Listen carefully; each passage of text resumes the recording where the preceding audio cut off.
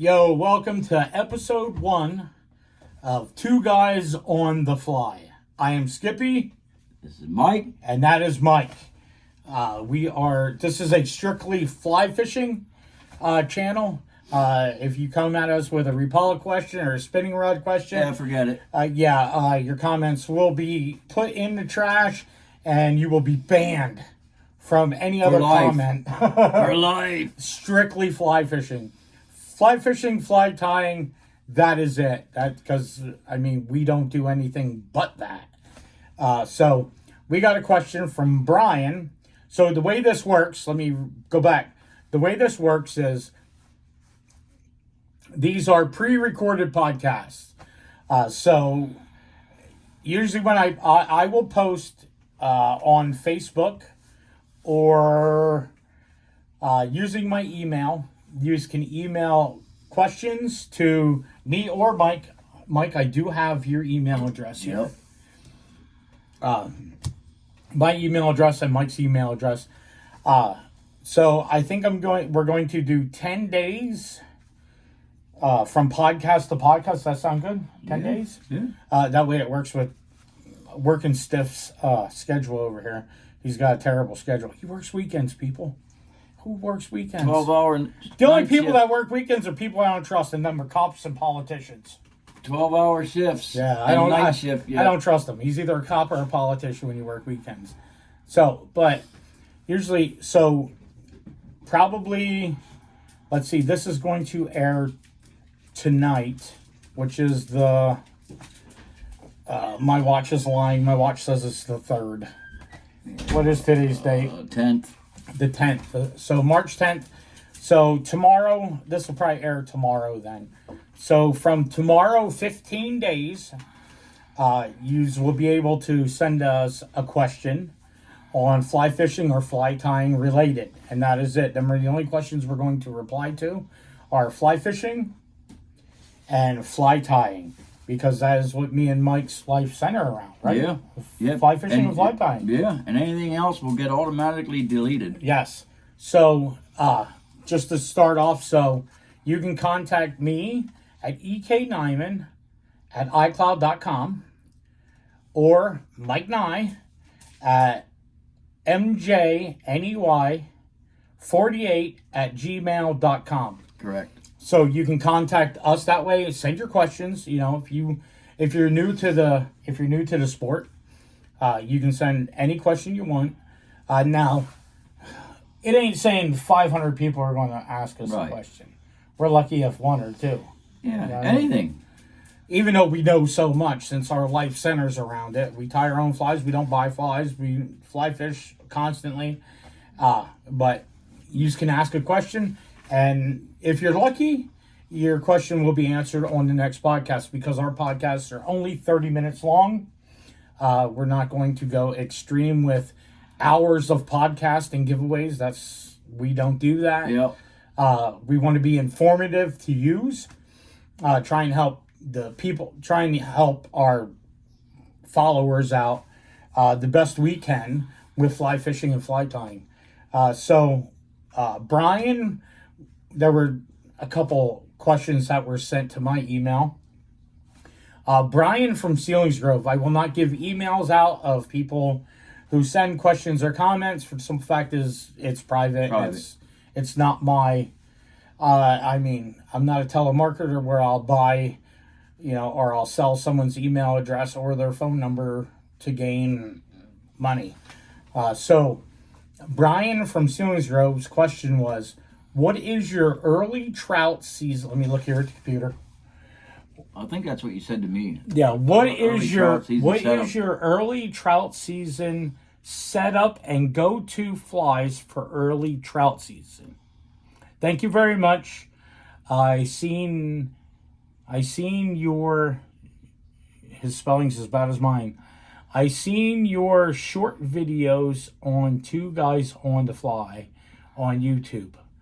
And I really like the content and informative about tying flies. I watch all your videos on flies and watch you on Facebook tying flies. Well, thank you very much, Brian. So, go to. there's so many different scenarios for that Water question. conditions, clarity, Where you're fishing, for one. I mean, if you're fishing, wild trout, stock trout. yeah, wild trout don't get that big. Not around here. No, here in PA, we have a couple wild trout streams. We fished Spring Creek last year, which is a wild brown trout stream, and I think I'm the only one that caught a fish. And that day, It's probably only about that, 10, 11 inches. 10, 11 inches. I got video. Eventually, I'll get some of our older videos posted to the YouTube channel. But right now, we're going to answer Brian's question. So, I'm new to the nymphing sport. I was always a dry fly guy. That's what I did, was dry fly, and I caught tons of fish. Yeah. Tons. But once I switched, this guy right here converted me. Last year, I picked up my dry fly rod one time, the whole season. We had a blast. Yeah, we fish together constantly. Literally constantly, we fish together. If one of us are fishing, it's usually a chance that the other one's either dying in a hospital or has to work. Well, last year, that one day, we caught, well over 200 fish. That was a weekend. High water, that was a weekend. That was my first year nymph fishing. Last year was my first whole year of nymph fishing. And no lie, I'll get videos. I gotta go back in my old Facebook and get some of them videos. But in a weekend, I think it was a Saturday, wasn't it? A Saturday or a Sunday? It was a Saturday. Yeah. No lie, I have video proof to prove it that me and Mike together, well over 200 trout. Yeah, that was a really good day. And the water was insane. Oh my God, it was ripping. I'll post a video. I know I have the video in my phone. I don't know what I have in my laptop, but I think it was the first cast of the day, if you want to say. I climbed down over a bank, and I'm down along the stream. Mike is standing up on top of a rock ledge. He's a good 6 foot above me, and the water is ripping. We had, I don't know, a week of rain, and we're talking. Days. We'll get to Brian's question. I just want to go over this though because this is funny. So I live in Shamokin. Mike lives in Tower City, Williamstown. So we're both driving to a stream to meet up and fish. Well, Mike gets there way faster than I do because he lives closer. Yeah, it's closer. So he's calling me, and it's kind of worrisome when he's calling me and sending me pictures. I'm driving, looking at pictures. I'm like, wow, this creek is ripping and dirty. The whitewash on top of the rapids is insane. You could have... Oh, that would have been a kayaker's dream. Yeah, you could have whitewater raft down there that day. And I'm thinking to myself, this is going to be terrible. So I finally get there, Mike's there, we got all suited up, and we're walking to the creek there. And I climb down over the bank. Mike's still up on top, 6 foot above me on a rock ledge. So I just get down there, and Mike just wings his old fly out there. And next thing you know, he goes, I got one. I'm like, what? I look up, and I'm like, you can't be serious. This water is ripping. I figured we had to work for these fish. That was one of the best days fishing we had all year. I didn't get my hook. I didn't get my flies undone from my rod yet. He's like, I got one. So I was like, well, I'm already down here. I'll net it for you. And it was easy to net because the water just drug it right to me. Yeah. But it was a nice sized rainbow. Yeah, 14, 15 inches. Yeah, and I was like, get out of here. But we fished that whole day. That's probably our longest day we put in. And other than when we go to Pine. Yeah. But we fished, and I'm telling you, we fished the lower part of the stream. I'm not giving streams away. For simple fact is, people bombard streams, and we're more conservative fishermen. Even though it was not a catch and release, it was a trout approved waters, stocked waters. Yep. Where you can keep fish. Me and Mike do not keep fish at all. We use barbless hooks.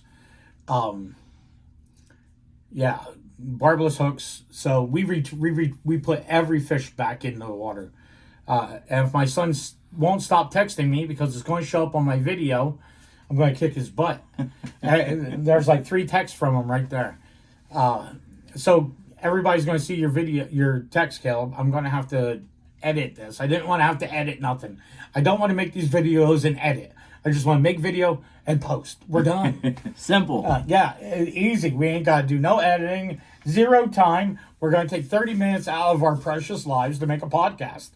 Easy as that. We're making it, what is it? We're making it the KISS theory. Yep. Keep it simple, stupid. Yep. Okay, so back to Brian's question. Enough bragging about how much fish me and Mike catch, even though it is an awesome feeling when you can tell people, yo, 200 fish day. Me and him teamed up and caught 200 fish. And people are like, there's no way. Well, yeah. My boss and his children went up to that stream the next day. They were there Sunday. And he couldn't believe the fish he caught. And they weren't even using the fly rod, which disappointed me, even though my boss fly fishes. But back to Brian's question again. So I would say it depends on the stream and what you're doing. So I'll take it from a dry fly theory, and you take the nymphing, because there's two different styles there. It's totally two different ones. So, early mornings and late afternoons, run your dry fly rigs. You can run a dropper if you want to. I've had great success before transitioning. And they're transitioning. There's other people that transition in the world, except we're not going that way. Yep. We're transitioning from dry fly to nymphing. So dry flies, depends. So early season, say like right now into April, into May, would be your mayfly kind of hatches. Hendricksons and stuff. Yeah, that kind of stuff comes your first. mayflies are going to start. So there's a variation of mayflies. There's, I don't know. I have books and books and books. There's a ton of different that are categorized in the mayfly area. So this time of year, I would run probably your smaller stuff's coming off now, like real small blue-winged olives will start here very shortly. Starting out your midges, no Adams as yet. It's not warm enough for Adams. Your stonefly hatches are really starting to pick up right now. Today there was a lot down on the stream. So your stoneflies are really picking up. So when you're fishing a dry, a lot of people say it's presentation, your line, all this stuff. So typical setup. So let's go back into setup here just a little bit before we get to the fly. So there are going to be guys out there that go and buy $500 rods and hate fly fishing. Wrong. So you can get away with a cheap rod. Depends on how cheap you go. Don't go Walmart. Their rods are their rods are too heavy. A 5-weight. I've compared. I've bought some just 8, for comparisons. 9. Yeah, they're a double weight. A 5-6 weight is like one of my salmon rods. 8-weight salmon rods. That's the beefiness of them, and you get no feel with them. So I'm a moonshine guy. A lot of people are out there going to go, "Oh, moonshine's junk, cheap." Well, sorry, but I've caught tons of fish on moonshine dry fly rods. Yeah. I have 4 of them. But them rods run $200. They're low. Their regular moonshine drifter and drifter 2 run $200. As in reel, who cares? It's a fancy line holder. As long as you get something with a disc drag in it, you don't want the gear drag. You want the disc drag. You ain't got to be real elaborate. I got some cheap reels that I have around like this. Yeah, it's just a line holder. Yeah, this is a White River. This is Bass Pro Shop. And this is, I think this reel was like $25, $30 maybe. But like my Sage reel that I have, I love that reel. But I have it paired on a moonshine rod. People are like, you put the Sage on a moonshine? Well, yeah, that's what I want. But for dry flies, run a 5-weight. That's an all-around good rod for fly fishing is your 5-weight. I run a 9-foot leader for dries. There are guys that run 12-foot leaders or 10-foot leaders. Yeah, even bigger. Yeah, or smaller. Some guys only run a 7-foot leader. I run a 9-foot leader for the streams we fish. I mean, you get in this some of them real small streams. I mean, they're only like 3 foot wide. You can scale it down to like a 7, Yeah, a 7 foot same. leader. That's with tippet on it. But I'd be running your blue winged olive small, like I would say 16s and 18s. But make sure you keep a nice piece of tippet on there. Run like 2. Some people will say, "What's tippet?" So you buy a leader, and the last 2 foot or 2.5 foot of that leader is tippet. Your tippet. So that is designed. There are guys that I know, and I'm guilty of it, but I don't care because I tie my own leaders. So I don't care if I tear off if I lose, like, so your tippet starts out at 2 foot. So as you're cutting flies or getting tangled, you're losing tippet, and now you're down to 6 inches of tippet. So that's not enough tippet to get that fly to lay nice because now you're on the heavier line. People will tie on another 2 foot of tippet. Yeah, just blood knot it on the end. So go. you just tie another piece of tippet on. So I run between 4 or 5 pound tippet depending on the fly and where I'm fishing. If I'm fishing usually like Rattling Creek, I'll run like 4 pound, 3 pounds sometimes, but you can get away with 5. 5's a little heavy for your smaller flies like 18. 2, 3, and 4. That's usually all I carry. Yeah, so I mean, keep your tippet nice and long, 2 foot, but I mean, you ain't gotta replace a leader. I tie my own leader, so I don't care if I waste a leader and say, instead of sitting there tying a piece of tippet on, I'll just undo the leader and put a new leader on. But it's cost effective to me because I tie all my own. As long as it's not dry rotted or not, you're fine. Yeah. The rod's doing the work, not the line. Yeah, and I mean, your fly line, there's so many out there. Do not use Cortland. I'm a firm believer and disliker of Cortland fly line. There are guys out there that'll swear by it. I do not.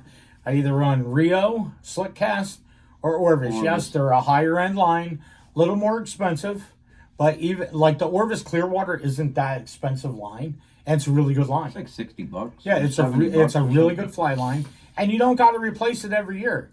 I take my fly line out once a year, and I throw it in my bathtub with Dawn dish liquid. Slosh it around a couple times, drain the tub, Wipe it off. wipe it off. I mean, you can buy dressings for it. I have some right here. Yep. This is fly line dressing. But you don't need it. Rub that back Dawn on dish it. soap works the best, I think. But you really don't need it. But keep your flies smaller early season because everything that's hatching right now is really small. April into May, if you can start using bigger flies like your March Browns will start coming off. Yeah, too. But your sulfurs usually start out a little bigger and end up going smaller. Later. But yeah, and then you have your March Browns, your Adams, which are bigger. if you stick to the 14, some 12s even, you go down to 16 or 18, you got it covered. So. Yeah, your Cahills are a little bit bigger, unless you're running like Griffiths Gnats, which are small. You're talking 18 to 20, 21, 22s. 24s. But yeah, that's my take. I mean, you want to try and keep enough floating on that fly to keep that in the riffles and not dive bombing into the water. Floating is key to keeping your fly. You want to fish them rippled areas. I mean, you'll be sitting there in the morning, you'll see them rising in the flats. More power to you. You're probably going to catch them on the flats. But them browns, they're going to hide in the riffles. And I love browns. I mean, I don't care for rainbows or palominos. I will walk by every palomino there is. They are not for me. It's a retarded fish. But some of the ones they stock nowadays are big, 20, 24-inch palominos. But them browns are going to hang in them riffles. You want that fly to stay floating pretty decent on the riffles. And keep it upswing. Let's see, o'clock, 11, 10. About 10 o'clock, let her drift to try and get a good about 2 o'clock, 10 to 2. Good natural drift. And then come back up and start your cast over again. Repeat. You'll have good luck right there. On to nymphing. The nymphing king. That's the easy part. Use like a 10-foot rod or bigger. You can get away with 9, even smaller ones too. But a Diamondback 10-foot 2-weight, Moonshine. What is that? The Epiphany 10-foot 6 3-weight. That's what you run, ain't it? Your line, yep. Your line is any thin cheap fly line put on, and a mono rig. Just do like 20, 30 feet of a mono rig. Yep, amnesia, like 8-pound amnesia or 12. Some people want it heavier. To a tippet ring at the end, and you tip it, tie your flies on, and it's all about the weight there. You tie your flies. You can tie them on jig hooks, regular hooks. I know I have some here. I have tippet. I was going to hold tippet ring up. Yeah, well, good luck seeing it. Yeah, I know. I have some there. They're small. They're like 1 and 2 millimeter. If you don't notice, we're in Skippy's fly shop today. There's stuff everywhere.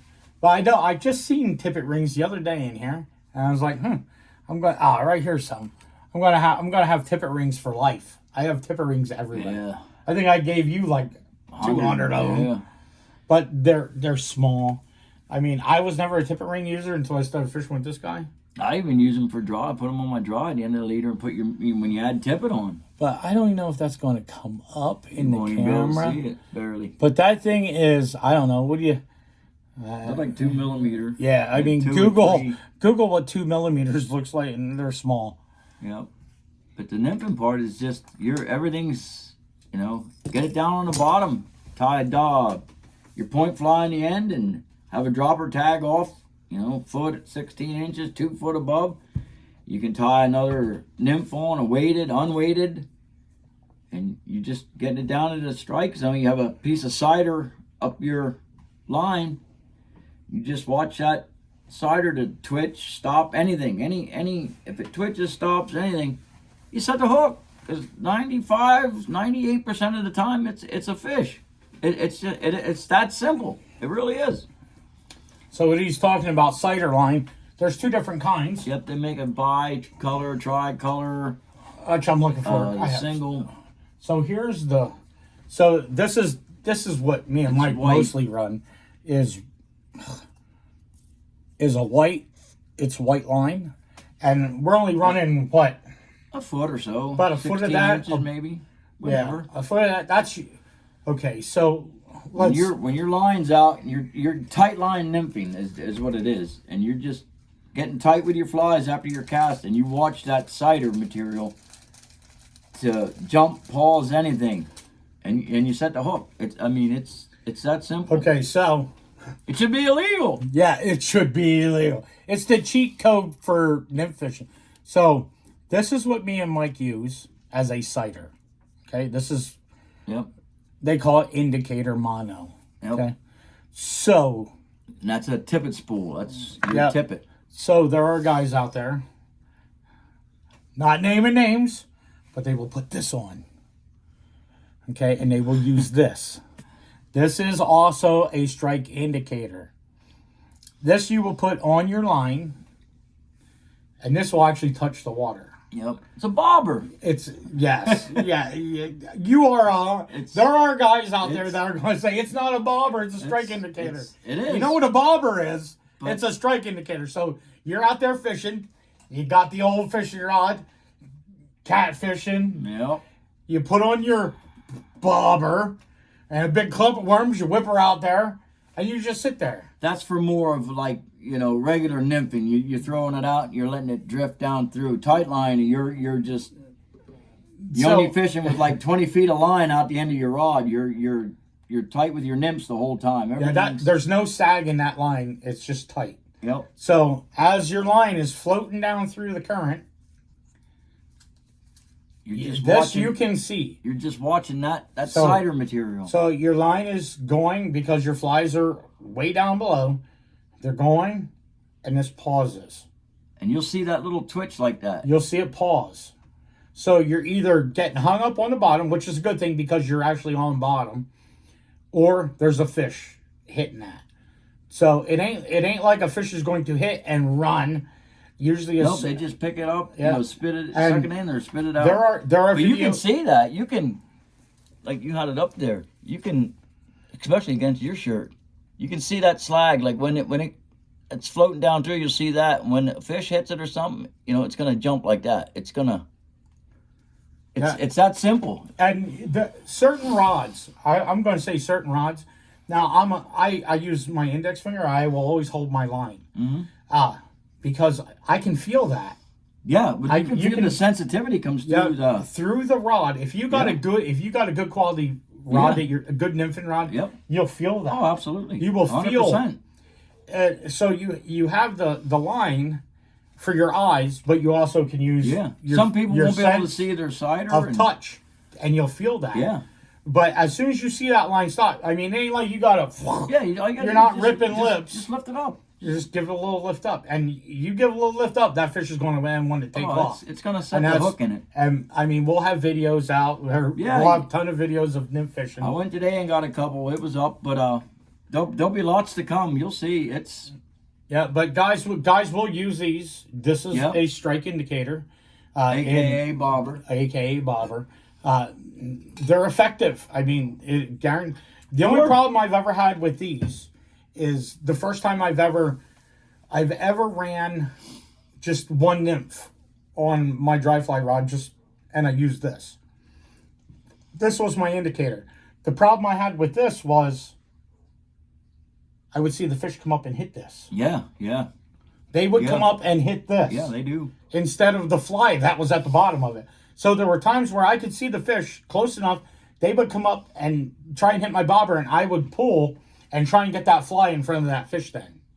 Because it's floating on top of the water. And there's nothing wrong with using them. There's a time and a place, like use slower water. You can't tight really still water that ain't moving enough to move your flies. You'll want to use a yarn indicator. A lot of guys that nymph fish don't fish still water.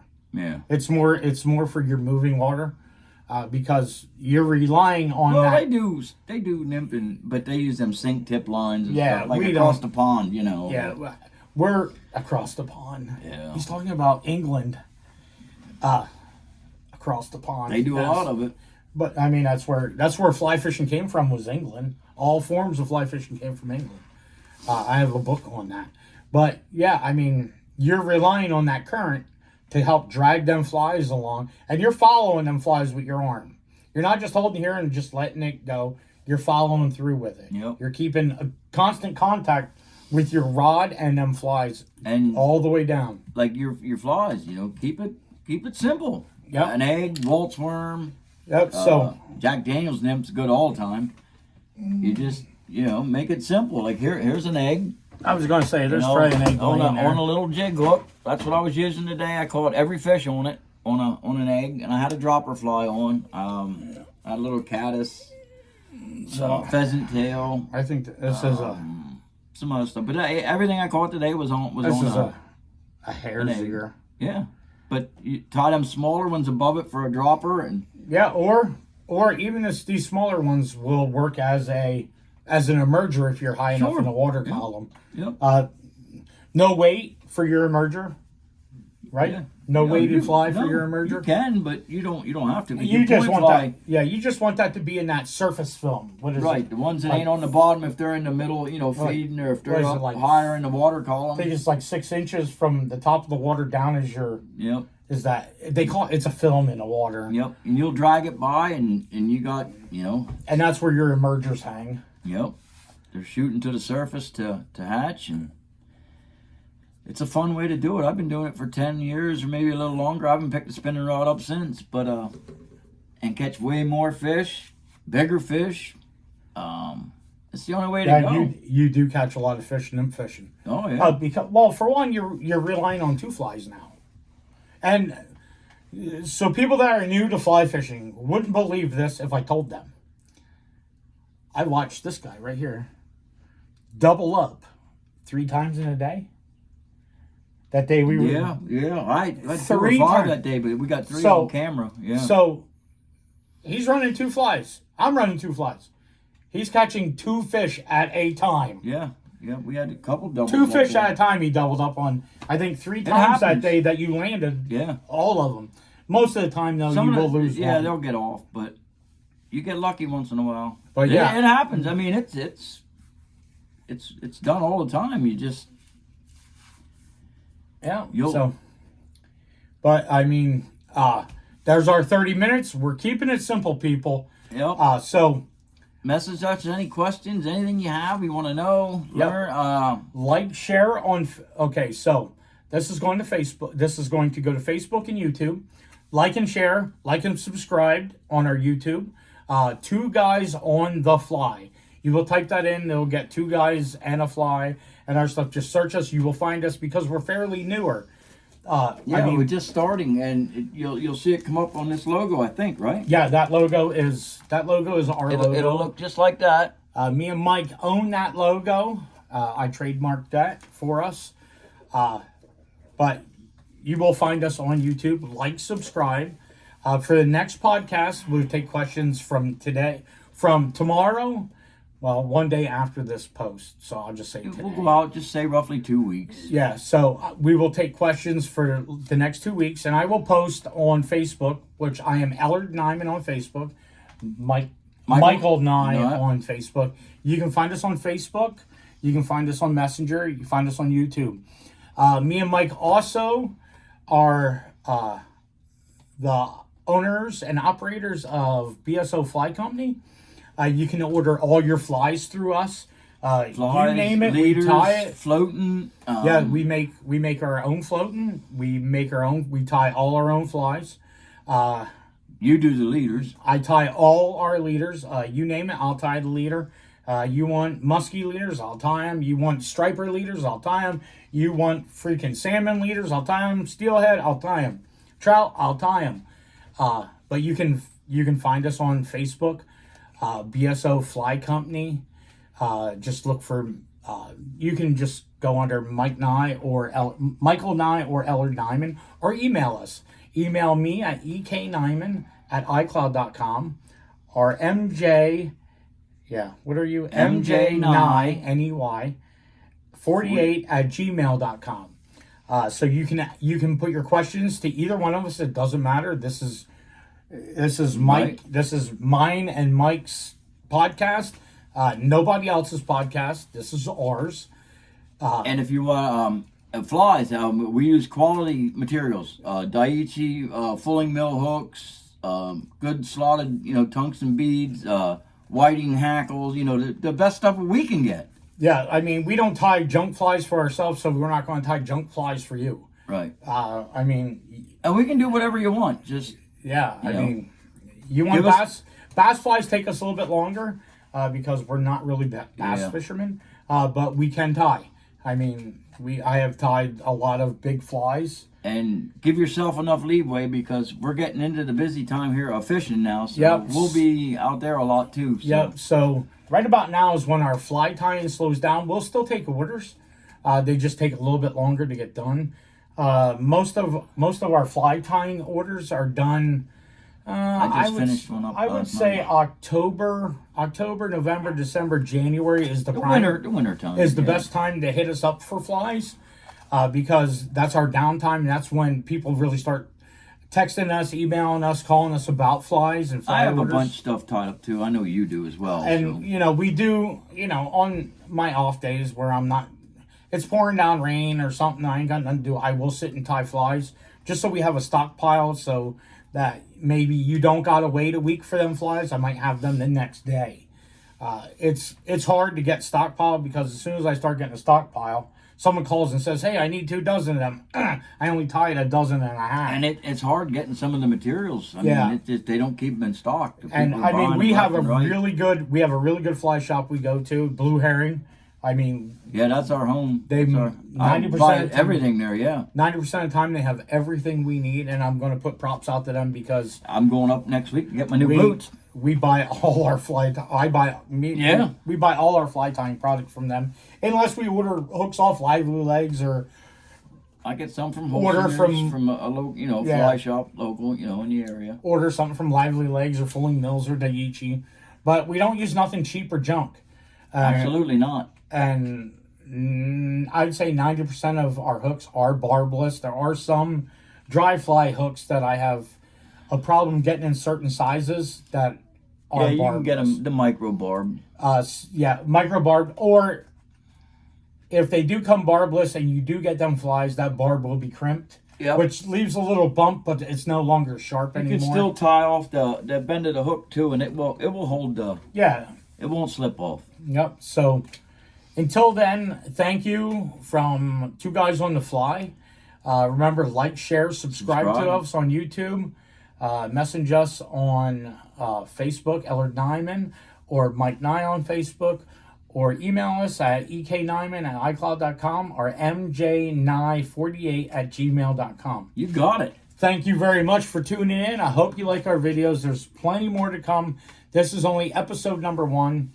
We are going to have some fly tying videos out. Tying together, or Mike's tying in his studio, I'm tying in my studio. I might be in Mike's studio, he might be in my studio. Or we could be along the creek. Yeah, we do. We've done, stuff. Yeah. I mean, we could be along, hey, I'm going to fish at this creek. Bring your fly tying advice. Let's make a video. So, I mean, but we will have fly fishing videos out. I have not got out yet. Mike has been out. I'm hoping to get out this weekend. Oh, we'll be out this weekend. I'm off. So we will have videos. So thank you very much for tuning in. From Mike and I and Two Guys on the Fly, thank you very much. We are out of here.